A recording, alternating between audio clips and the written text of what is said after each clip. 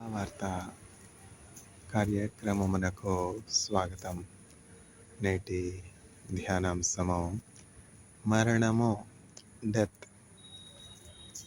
ఓ మరణమా, నీ ముల్లెక్కడా? O death, where is your sting? జన్మదినము కంటే మరణదినము మేలని చెప్పెను మీ వాక్యము. జన్మదినము కంటే మరణదినము మేలని చెప్పెను మీ వాక్యము. ప్రభునందు మృతి పొందు వారందరూ ధన్యులే, ధన్యులే, ధన్యులే. ప్రభునందు మృతి పొందు వారందరూ ధన్యులే, ధన్యులే, ధన్యులే. స్తుతి పాత్రుడా, స్తోత్రార్హుడా, స్తుతులందుకో ఆసీనుడా. స్తుతి పాత్రుడా, స్తోత్రార్హుడా, స్తుతులందుకో ఆసీనుడా. నా శత్రువులు నన్ను తరుముచుండా, నా ఆత్మలో నేను కృంగి ఉండా. నా శత్రువులు నన్ను తరుముచుండా, నా ఆత్మలో నేను కృంగి ఉండా. నా కోట కొండై నీ ఉండగా నాకేమి భయమో నీ ఉండగా. నా కోట కొండై నీ ఉండగా నాకేమి భయమో నీ ఉండగా. స్తుతి పాత్రుడా, స్తోత్రార్హుడా, స్తుతులందుకో ఆసీనుడా. స్తుతి పాత్రుడా, స్తోత్రార్హుడా, స్తుతులందుకో ఆసీనుడా. జారి పడకుండా నా పాదముల్ బండపై నిలపిన నా యేసయ్యా. జారి పడకుండా నా పాదముల్ బండపై నిలపిన నా యేసయ్యా. మరణంబు నుండి నా ప్రాణము తప్పించినావు, స్తుతి స్తోత్రముల్. మరణంబు నుండి నా ప్రాణము తప్పించినావు, స్తుతి స్తోత్రముల్. స్తుతి పాత్రుడా, స్తోత్రార్హుడా, స్తుతులందుకో ఆసీనుడా. స్తుతి పాత్రుడా, స్తోత్రార్హుడా, స్తుతులందుకో ఆసీనుడా. మరణము, డెత్. ఓ మరణమా, నీ ముల్లెక్కడా? O death, where is your sting? మరణ శరీరము మార్పు నొంది మహిమ శరీరము పొందుటకై హేతులేకై ప్రేమించన్ యేసుకు నేనేమివ్వగలను? హల్లెలూయా, హల్లెలూయా, హల్లెలూయా అని పాడెదను. ఆనందముతో సాగెదను. ఎవరు పాడని గీతములు యేసుతో నేను పాడుటకై హేతులేకై ప్రేమించన్ యేసుకు నేనేమివ్వగలను? హల్లెలూయా, హల్లెలూయా, హల్లెలూయా అని పాడెదను. ఆనందముతో సాగెదను. ప్రేమించి నన్ను వెదకితివి, ప్రీతితో నన్ను కరుణించితివి. పరిశుద్ధ జీవితం నీచుటకై పాపిని నన్ను కరుణించితివి. హల్లెలూయా హల్లెలూయా హల్లెలూయా అని పాడెదను. ఆనందముతో సాగెదను. అల్పకాల శ్రమలను భవింప అనుదినము కృపనిచ్చితివి. నాథుని అడుగు జాడలలో నడచుటకు నన్ను పిలచితివి. హల్లెలూయా హల్లెలూయా హల్లెలూయా అని పాడెదను. ఆనందముతో సాగెదను. ఆనందముతో సాగెదను. భువి నుండి శ్రేష్ఠ ఫలముగను, దేవునికి నిత్య స్వాస్యముగా భోజనములలో నుండి నన్ను ప్రేమించి క్రయధనమిచ్చితివి. హల్లెలూయా హల్లెలూయా హల్లెలూయా అని పాడెదను. ఆనందముతో సాగెదను. ఆనందముతో సాగెదను. మరణము ఎంత వాస్తవం. మరణం అంత అధ్యయం కదా. అందరికీ మరణం సంభవిస్తుంది. మరణం లేకుండా ఉన్నటువంటి వారు చాలా తక్కువ కదా. భూలోకంలో పుట్టినటువంటి ప్రతి ఒక్కరు కూడా గిట్టుట సహజం కదా.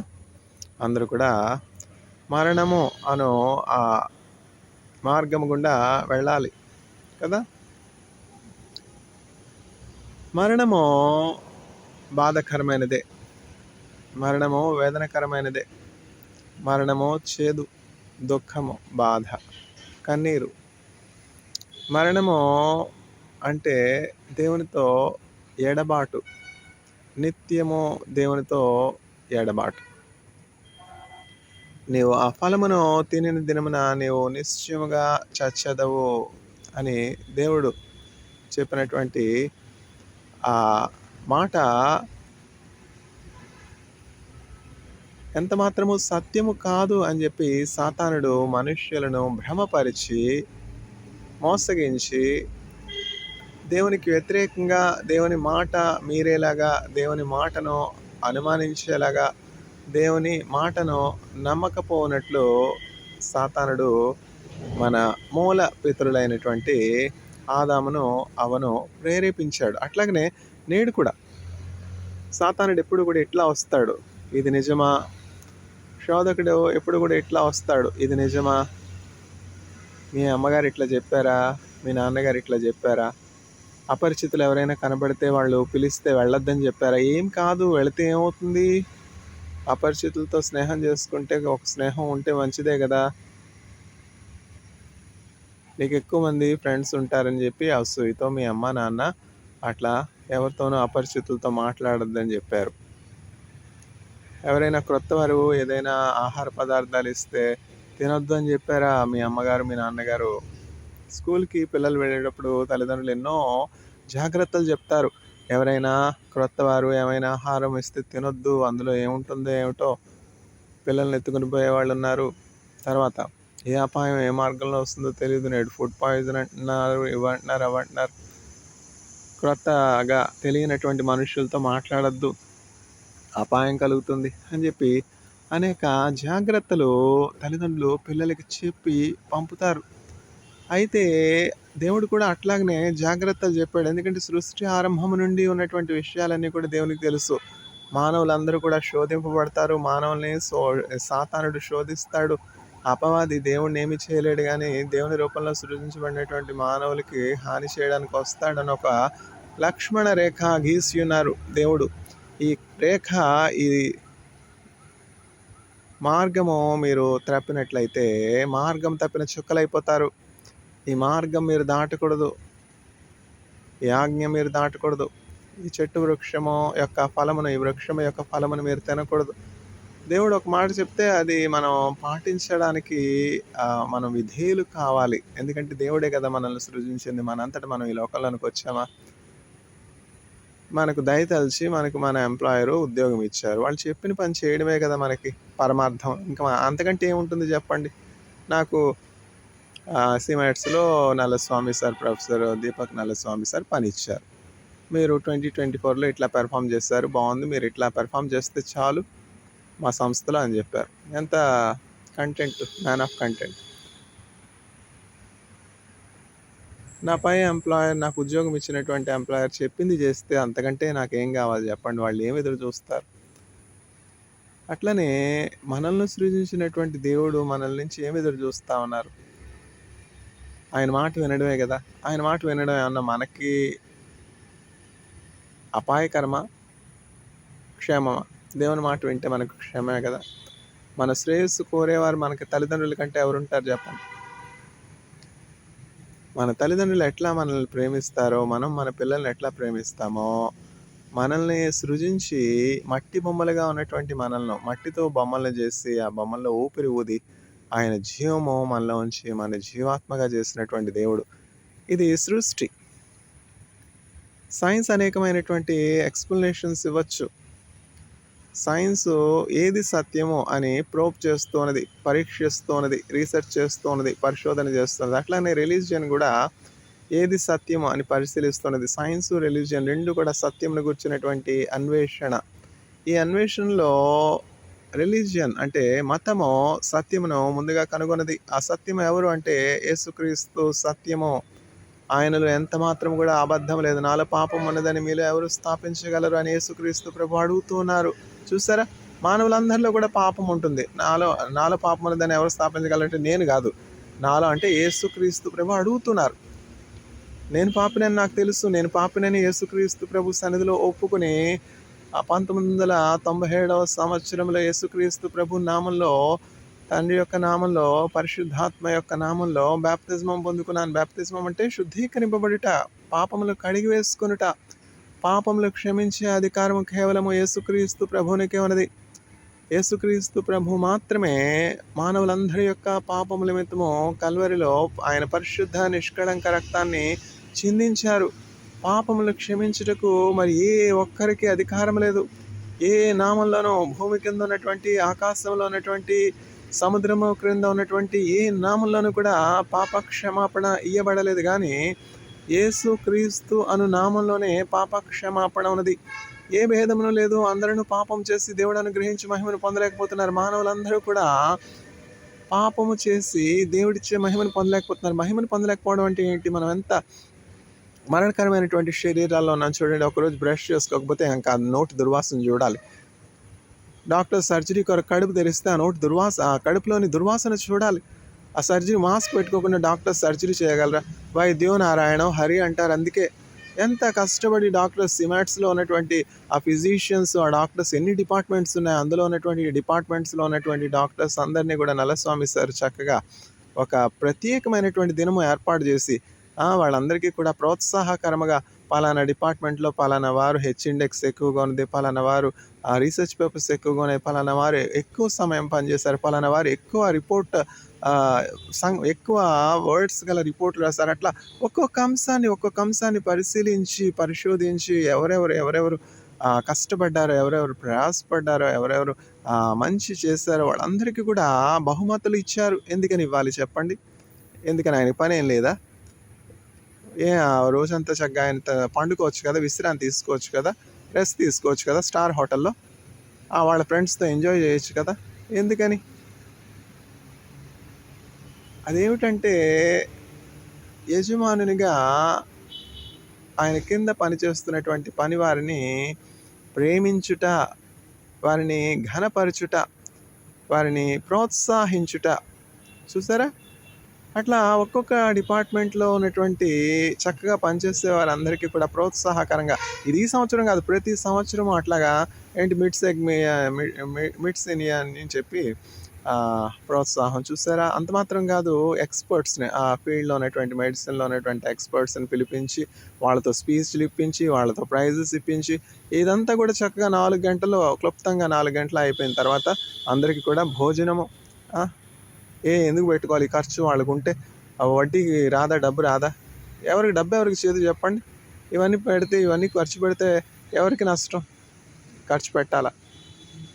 అట్లా దేవుడు మనపై ఎంతగానో ఆయన వెచ్చించి ఉన్నారు. ఆయన స్వరక్తమునిచ్చి మనల్ని పాపము నుంచి విడిపించి ఆయనకు ఒక పరిశుద్ధ సంఘముగా యేసుక్రీస్తు ప్రభు చేసుకుని ఉన్నారు. కాబట్టి మనం తెలుసుకోవలసినటువంటి సత్యం ఏమిటి అంటే, పితృపారంపర్యమైనటువంటి వ్యర్థ ప్రవర్తనను విడిచిపెట్టాలి. మా తల్లిదండ్రులు ఇట్లా చెప్పలేదే, వాళ్ళకే తెలియదు, ఏం చెప్తారు మీకు? మాకెవరు ఇట్లా చెప్పలేదే, నేను చెప్తున్నాను కదా, నా సొంత మాటలేవి. బుద్ధి విజ్ఞాన సర్వ సంపదలు గుప్తమయున్నవి ప్రభునందు, అద్భుతముగా ప్రభు అన్నియునొసగి దిద్దును నా బ్రతుకంతటిని. సత్యము యొక్క అన్వేషణ, సత్యం యొక్క శోధన, రిలీజియన్ కావచ్చు, మతం కావచ్చు, సైన్స్ కావచ్చు, ఇవన్నీ కూడా చేసే పనులు ఏమిటి? వీరందరూ చేసే పనులు ఏమిటంటే సత్యాన్ని అన్వేషిస్తున్నారు. ఎక్కడున్నది సత్యము? నేనే సత్యము, నేనే మార్గము, నేనే జీవము. ఓ మరణమా నీ ముళ్ళు ఎక్కడ? మరణం తథ్యం కదా. మరణం ఎట్లా జయించాలి? ఈ మురికి దేహం మన్నుకు మన్ను అయిపోతుంది కదా. కడుపు తెరిస్తే డాక్టర్స్ని అడగాలి, మాస్క్ ఎందుకు పెట్టుకుంటారండి? మాస్క్ లేకుండా సర్జరీ చేయొచ్చు కదా, కడుపు తెరవచ్చు కదా అంటే అప్పుడు చెప్తారు డాక్టర్స్, అయ్యో ఆ దుర్గంధాన్ని మేము భరించలేము. దుర్గంధమో ఎక్కడ ఉన్నది? దుర్గంధం బయట నుంచి వస్తుందా? బయట నుంచి లోపలికి వెళ్ళేది ఏమి కూడా మనుష్యునికి హాని చేయనేరదు, కానీ లోపల నుంచి వచ్చే ఆ దుర్వాసన మాత్రమే మనుష్యునికి హాని కలుగు చేస్తుంది. అందుకని చెప్పి మాస్కులు పెట్టుకుంటారు సర్జన్స్. ఎంత గొప్ప సర్జన్ అయితే మాత్రం మాస్క్ లేకుండా సర్జరీ చేయగలరు చెప్పండి? ఆయనకి దుర్వాసన రాదా? ఎందుకంటే మనము కంపు వారము, మనం మురికి వారము, మనము నాశనకరమైనటువంటి మరణకరమైనటువంటి శరీరము కలిగినటువంటి వారము. దేవుడు మనల్ని సృజించినటువంటి రీతిలో మనం ఉండినటువంటి వారము కాము. ఎప్పుడైతే మనము సాతానుడి యొక్క మాట నమ్మి, అపవాది యొక్క మాట నమ్మి, దేవుని మాట తృణీకరించి దేవుణ్ణి అబద్ధికునిగా చేసి మనం ఆ ఫలము తిన్నామో, మన ఇష్టానుసారమైనటువంటి మార్గంలో అవిధేయత గుండా వెళ్ళామో, నేత్రాశ, శరీరాశ, జీవడము మనలోనికి వచ్చేసాయి. మరణం మనలోనికి వచ్చేసింది. ఆ దైవత్వాన్ని మనం కోల్పోయాం, ఆ మహిమను మనం కోల్పోయాం. ఆ మహిమ కిరీటం సాతానుడు ఎత్తుకుని పోయినాడు. ఆ కోల్పోయినటువంటి ఆ మహిమను, కోల్పోయినటువంటి ఆ నిత్య జీవాన్ని, కోల్పోయినటువంటి ఆ జీవాన్ని, కోల్పోయినటువంటి ఆ దేవునితో సంబంధాన్ని, సహవాసాన్ని, ఆజ్ఞాతిక్రమంలో కలిగినటువంటి పాపం యొక్క పరిహారమును చేయటానికి దేవుడే కుమారునిగా, సర్వశక్తిమంతుడైనటువంటి దేవుడే, ఆజ్ఞ ఇచ్చినటువంటి ఆ తండ్రి అయినటువంటి దేవుడే కుమారునిగా యేసుక్రీస్తు ప్రభు రూపంలో ఈ రూపంలోనికి, ఈ లోకంలోనికి వచ్చి కల్వరిలో ఆయన ప్రాణం అర్పించి రక్తాన్ని చిందించి మనమందరి కొరకు పాపము యొక్క ప్రాయశ్చిత్తం చేస్తున్నాడు. యేసుక్రీస్తు ప్రభు పొందినటువంటి గాయములను బట్టి మనకు స్వస్థ. ఎన్ని రకాల రోగాలు. సిక్ టు ద స్టమక్ అంటారు. డాక్టర్స్ని అడగాలి, ఫిజిషియన్స్. నేను అక్కడ ఉంటున్నాను కదా, సిమాట్స్లో అర్హత లేకపోయినప్పటికీ నల్లస్వామి సార్ నాకు అవకాశం ఇచ్చారు. నా స్పెషలైజేషన్ ఏమిటి? కెమిస్ట్రీ. కానీ అక్కడ రీసెర్చ్ ఏమిటంటే, అక్కడ సిమాట్స్లో ఉన్నటువంటి ఒక వైవిధ్యమైనటువంటి అంశం ఏమిటంటే ఇంటర్ డిసిప్లినరీ రీసెర్చ్. ఆ రీసెర్చ్కి వాళ్ళు పెద్దపీట వేస్తారనమాట, ఆధిక్యత ఇస్తారు. వాస్తవమే కదా, రీసెర్చ్ లేకుండా, ఇన్నోవేషన్ లేకుండా ఎక్కడ దేశం అభివృద్ధి చెందుతుంది? ఇజ్రాయెల్ అంత అడ్వాన్స్ అయిందంటే కారణం, అమెరికా అంత అడ్వాన్స్ అయిందంటే కారణం రీసెర్చే కదా. అట్లా ఇప్పుడు ఎక్కడున్నాం మనం? గాయములు, యేసుక్రీస్తు ప్రభు పొందినటువంటి గాయములు బట్టి మనకు ఏం కలుగుతుంది? స్వస్థత. స్వస్థత ఎందుకు కావాలి చెప్పండి? ఎన్ని రకాలైనటువంటి వ్యాధులు. డాక్టర్స్ని అడగాలి, సిమాట్స్లో ఎంతమంది పేషెంట్స్ వచ్చినటువంటి ప్రతి పేషెంట్కి బ్యాంక్ అకౌంట్లో 5,000 రూపాయలు క్యాష్ వేస్తారే, వాళ్ళకి డబ్బులు ఎక్కువ వేస్తున్నారా చెప్పండి వీరాయన గారు? నేను కూడా అట్లానే క్యాన్సర్ హాస్పిటల్లో చర్చ్ ద్వారా నాకు తెలిసినటువంటి పరిచితులైనటువంటి పేషెంట్స్కి వాళ్ళ అకౌంట్లో 3,000, 2,000, ఎందుకు వేస్తున్నాను? నా దగ్గర డబ్బులు ఎక్కువ వేస్తున్నానా? ఫారిన్ ఫండ్స్ నుండి వేస్తున్నానా? నా పేదరికంలో నుండి, నా లేమిలో నుండి వేస్తున్నాను. ఎందుకని? ఆకలి దప్పుల్లో ఉన్నటువంటి వారు, పేదరికంలో ఉన్నటువంటి వారు, మరణంతో పెనుగులాడుతున్నటువంటి వారు నా బిడ్డల వంటి వారు కారా అని చెప్పి నేను ఆకలిగా ఉండి వాళ్ళకు ఒక 1,000, 2,000, 3,000 ప్రతిఫలం ఆశించకుండా వాళ్ళ అకౌంట్లోకి అట్లా ట్రాన్స్ఫర్ చేసినటువంటి దినాలు ఎన్నో ఉన్నాయి. ఎందుకని? డబ్బులు ఎక్కువయ్యా. ఈ చిన్నవానికి నా పేరిట ఒక గిన్నెడు నీళ్లు త్రాగనిచ్చినటువంటి వాడు ఆ ఫలము పొందుకొనకపోడని నేను మీతో నిశ్చయముగా చెప్పుచున్నాను. యేసుక్రీస్తు ప్రభు నామంలో మనం చేస్తున్నాం కదా. ఆకలి కొనినటువంటి వారికి ఆహారం పెట్టాలి, నీళ్ళు లేనటువంటి వారికి నీళ్ళు ఇవ్వాలి, కృంగినటువంటి వారిని బలపరచాలి. జేసుదాస్ అంకుల్ ఒక చక్కని వర్తమానం ఎప్పుడు చెప్తుంటారు, సడలిన చేతులను బలపరచుడి, తొట్టిలిన మోకాళ్ళను దృఢపరచుడి. ఎంత చక్కని వర్తమానం. ఎంతోమంది సడలిన చేతులు కలిగినటువంటి వారిగా, వణికిపోయే చేతులు కలిగినటువంటి వారిగా, చలికి వణుకుతూ వస్త్రాలు లేనటువంటి వారిగా ఉన్నారు. గజగజము తొట్టిలినటువంటి మోకాళ్ళు కలిగినటువంటి వారిగా ఉన్నారు. సడలిన చేతులను బలపరచుడి, తొట్టిలినటువంటి మోకాళ్ళను దృఢపరచుడి అని చక్కగా యేసుదాస్ అంకుల్ మంచి వర్తమానములు ఇచ్చేవారు. అట్లాంటి చక్కని వర్తమానాలు ఇచ్చి మమ్మల్ని బలపరిచారు. ఇప్పుడు ఆయన వృద్ధాప్యంలో ఉన్నారు, ఆయన మంచం మీద ఉన్నారు. అయినప్పటికీ దైవజనుడైనటువంటి ఎలీషా మంచం మీద ఉండినప్పటికీ ఆ పరిశుద్ధాత్మ కలిగినటువంటి వానిగా ఉన్నట్లు ఆ దైవజనుడు యేసుదాస్ అంకుల్ గారు ఇప్పటికీ ఎంతో ప్రభావం కలిగినటువంటి దైవజనుడిగా ఉన్నాడు.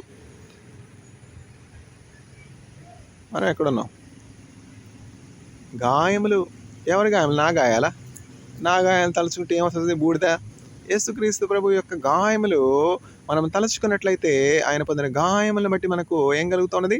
స్వస్థత కలుగుతున్నది. ఎన్ని రకాలైన వ్యాధులండి? సిమెట్స్లో డాక్టర్స్ అడగాలి ఎన్ని రకాల వ్యాధులు చెప్తారు. డయాబెటీస్, హార్ట్ స్ట్రోక్, తర్వాత I related problems, kidney related problems, liver related problems, ఒక్కొక్క ఆర్గాన్ తీసుకుంటే ఎన్నో రకాలైనటువంటి వ్యాధులు. ఈ వ్యాధులన్నింటికీ ఎట్లా స్వస్థత? క్లినిషియన్స్ ప్రయోగాలు చేస్తూ ఉన్నారు, రీసెర్చ్ చేస్తూ ఉన్నారు. మతం కూడా ప్రయోగాలు చేసింది కనుక్కున్నది ఏమిటంటే, వాక్య సారం ఏమిటంటే, by the wounds Jesus Christ has received we are healed. Asia chapter 53 verse 5. ఇది నా స్వానుభవం. నేను స్టాటిస్టిక్స్ చేయలేదు, అందరి మీద టెస్ట్ కూడా చేయలేదు. నా సొంత అనుభవం. నా వ్యాధి కోసం నేను బాధపడాలి, మిగతా వాళ్ళ కోసం నాకేంటి? స్వస్థత కావాలా? మీరు కూడా తెలుసుకోండి. రుచి చూచి ఎరిగి తిని యెహోవా ఉత్తముడనియు. జ్వరం వచ్చింది, మాత్రం కొనుక్కోగలను కనుక వేసుకుంటాను. క్యాన్సర్, కీమోథెరపీ, నా దగ్గర ఎక్కడున్నాయి డబ్బులు? నేను ఎట్లా ట్రీట్మెంట్ తీసుకోను? అప్పుడైతే యేసుక్రీస్తు దగ్గరికి పరిగెడతానా? ముందే రావచ్చు కదా. కులమో స్థలమనుచో మీరు హేళన చేయకను. ప్రాణం మీద వచ్చేందరికి ఎందుకు వెయిట్ చేయడం? ఎమర్జెన్సీ వచ్చేందరికి ఎందుకు వెయిట్ చేయడం? ముందుగానే రావచ్చు కదా. ఇది ఏ సమయంలో రండి, రక్షణ పొందండి, ఇక సమయము లేదండి, రండి రక్షణ పొందండి. కులమో స్థలమనుచో మీరు హేళన చేయకను, సమయముండగానే మీరు తయారవ్వండి. మనుషుల్ని చూడొద్దు. అయ్యో కిరస్థానాలు, కృతజ్ఞత లేని వారు ఎట్లాంటి వారైతే మనకెందుకు? మన పాపాలు మనం చూసుకోవచ్చు కదా. అయ్యో నేను పాపిని ప్రభా, మీ పరిశుద్ధ నామమును హెచ్చరించడానికి నేను పాత్రునిగానే ఎన్నో దోషాలు చేస్తాను. నా రహస్య పాపాలన్నీ నువ్వు కనిపెట్టి చూస్తే నేను మీ ఎదుట నిలవజాలని ప్రభా. ఆ పరిచయని సుంకరి వలె మనం రొమ్ము కొట్టుకుని ప్రార్థన చేయాలి. కానీ అయ్యో ఈ కిరస్థానాలు, కృతజ్ఞత లేని వాళ్ళు, కిరస్థానాలు అట్లాంటి వాళ్ళు, వీళ్ళు ఇట్లాంటి వాళ్ళు ఎందుకు మనకి? కులమో స్థలమనుచో మీరు హేళన చేయకను, సమయముండగానే మీరు త్వరపడి రండి. యేసుక్రీస్తు వైపు చూడాలి. ఎందుకంటే యేసుక్రీస్తు ప్రభు నామల తప్ప మరి ఏ నామంలో కూడా పాపక్షమాపణ ఇయ్యబడలేదు. యేసుక్రీస్తు ప్రభు నామంలో తప్ప మరి ఏ నామంలో కూడా రక్షణ ఇయ్యబడలేదు. యేసు అనే నామంకి అర్థము రక్షకుడు. ఈ విమానాల మోత.